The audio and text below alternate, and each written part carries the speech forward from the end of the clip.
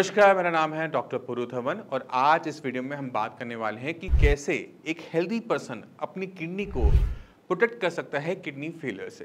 क्योंकि आसपास अपने घर के आसपास रिश्तेदारों में हम बहुत सारे ऐसे लोगों को देखते हैं जिनकी किडनी खराब हो रही है और मुझे भी लगता है कि किडनी के पेशेंट बहुत तेजी से बढ़ते जा रहे हैं। तो आज इस वीडियो को बनाने के पीछे कारण यही है कि हम अपनी किडनी को बचा सके। तो शुरुआत करते हैं सबसे पहले किडनी फेलियर के कारणों से, क्योंकि अगर हम कारण को कंट्रोल में कर लेंगे तो मुझे लगता है कि उससे बेटर तरीका कुछ भी नहीं होता। अब किडनी फेलियर होने के जो 80% कारण है ना, 80% उसमें 40% है ब्लड प्रेशर और 40% है डायबिटीज।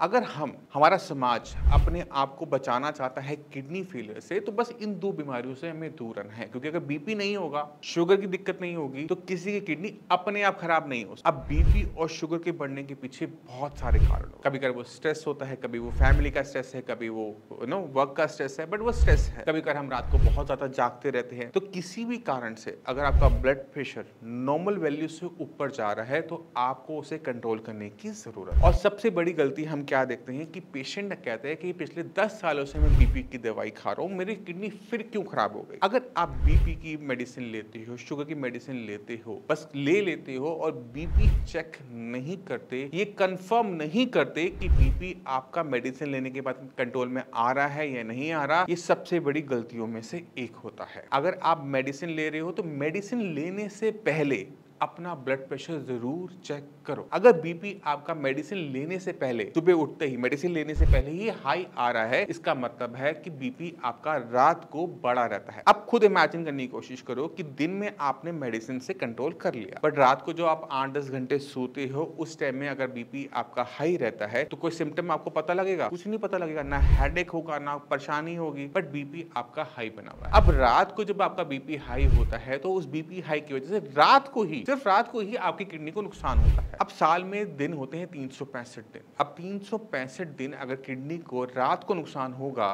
तो उसके बाद कुछ ना कुछ रिजल्ट बनेगा। वो रिजल्ट क्या है? वो किडनी फेलियर ही है।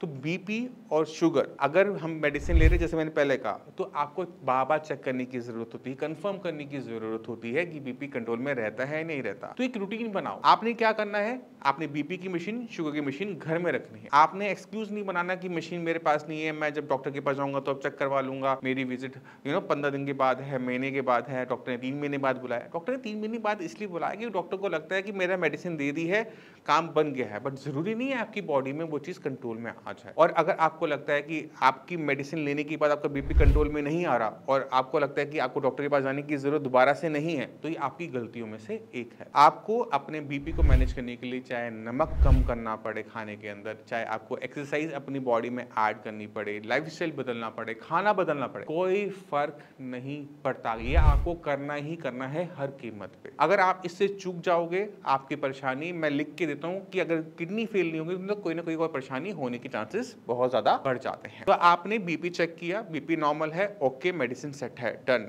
अब आप क्या करोगे? हफ्ते में 2 बार कम से कम अपना बीपी चेक करोगे, खासकर उस दिन जिस दिन आपकी छुट्टी होती है। हफ्ते में एक दिन छुट्टी सभी को मिलती है ना, तो उस दिन आपके पास बहुत सारा टाइम होता है। उस बहुत सारे टाइम में से थोड़ा सा टाइम अपने शरीर को भी देना जरूरी है। तो बीपी चेक करो दिन में 3 बार और उसको लिखते चले जाओ, क्योंकि अगर उसमें लेवल बढ़ रहे हैं तो आपको पता लगना शुरू हो जाएगा कि मुझे यहाँ पर एक्शन लेने की जरूरत है। तो ये आपने ध्यान रखना है। इसी तरह से हम डायबिटीज का भी ध्यान रखेंगे। अब जो डायबिटीज है उस किडनी को जो नुकसान पहुंचाती है वो है 200 प्लस के लेवल। अगर शुगर लेवल आपका 200 प्लस में जा रहा है तो किडनी को नुकसान पहुंचाएगा। तो हम क्या करते हैं, मैं पर्सनली क्या करता हूं, मैं आपको बताता हूं। मैं अपने पेशेंट्स को बोलता हूं कि आपने अपना ब्लड शुगर लेवल 180 से नीचे रखना है, क्योंकि 180 से नीचे रखने पे ये किडनी का थ्रेशोल्ड होता है एक तरीके से। अगर आपकी शुगर लेवल 180 को क्रॉस करती है कभी भी, खाने के बाद, खाली पेट, रैंडम कभी भी, तो आपकी किडनी क्या करती है, वो शुगर के गेट्स खोल देती है और एक्स्ट्रा शुगर को बॉडी से बाहर यूरिन के रास्ते से भेजना शुरू कर देती है, और इसी प्रोसेस में किडनी को नुकसान भी होता है। तो हम क्या करते हैं, थोड़ा सा नीचे 200 है ना थ्रेशोल्ड, हम 180 पे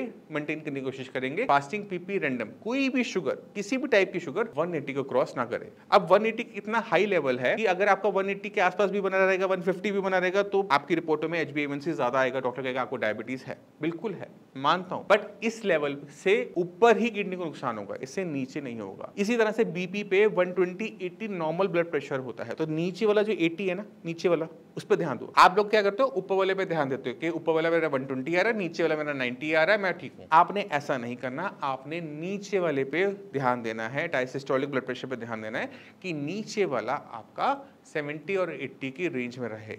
अगर आप हेल्दी हैं तो आपने नीचे वाले पे ध्यान देना है कि नीचे वाला जो आपका ब्लड प्रेशर है वो 80-85 को क्रॉस ना करें। अगर आप हेल्दी हैं तो। अगर आप किडनी फेलियर के पेशेंट हैं तो यही जो लेवल्स हैं वो आपके लिए थोड़े से बदल जाते हैं, क्योंकि ये जो 120/80 जो ब्लड प्रेशर हम सुनते हैं ये एवरेज ब्लड प्रेशर होता है नॉर्मल हेल्दी इंडिविजुअल्स का, यानी इसको अप्लाई करने के लिए आपको हेल्दी होना जरूरी है। बट अगर आपकी किडनी खराब हो रही है तो ये आपके लिए नॉर्मल लिमिट्स है?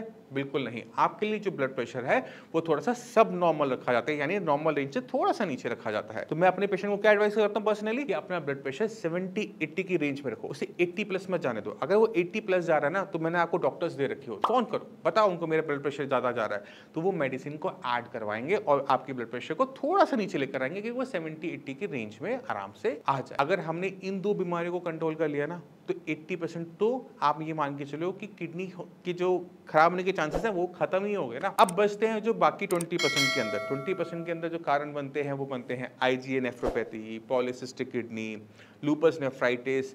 ये जो बीमारी है ना ये बीपी शुगर पे डिपेंडेंट नहीं होती, ये खराब किस्मत से होने वाली बीमारी है, तो इसको आज हम इस वीडियो में कवर करना पसंद नहीं करेंगे। इसको हम किसी और दिन आराम से बैठ के डिस्कस करेंगे कि इन पे किस तरह से काम किया जाता है, किस तरह से इनसे बचा जा सकता है। तो मैं उम्मीद करता हूँ इस वीडियो के साथ आप समझ गए होंगे कि अगर हम सिर्फ बीपी और शुगर को कंट्रोल में कर लेते हैं ना तो अपनी किडनी को बहुत अच्छी तरीके से हम प्रोटेक्ट कर सकते हैं किडनी फेलियर जैसी बड़ी बीमारी से। तो आपको जो गलतियां की हैं उन्हें सुधारो और जो गलतियां कर रहे हो उनको मत करो। तो मैं उम्मीद करता हूं इस वीडियो से आप समझ गए होंगे कि हम अपनी किडनी खराब होने के चांसेस को कितना कम कर सकते हैं अगर हम बीपी और शुगर को कंट्रोल कर लेते हो। फिर भी आपके माइंड में कोई डाउट हो कि क्रिएटिनिन को कैसे डाउन करना है, यूरिया को कैसे डाउन करना है, तो मैं अवेलेबल हूँ, मेरी पूरी टीम अवेलेबल है, उनसे आप बात कर सकते हैं, मुझसे भी आकर मिल सकते हैं। अब इसी के साथ आपसे चलने की आज्ञा चाहूँगा। मिलते हैं अगली वीडियो में, तब तक के लिए नमस्कार।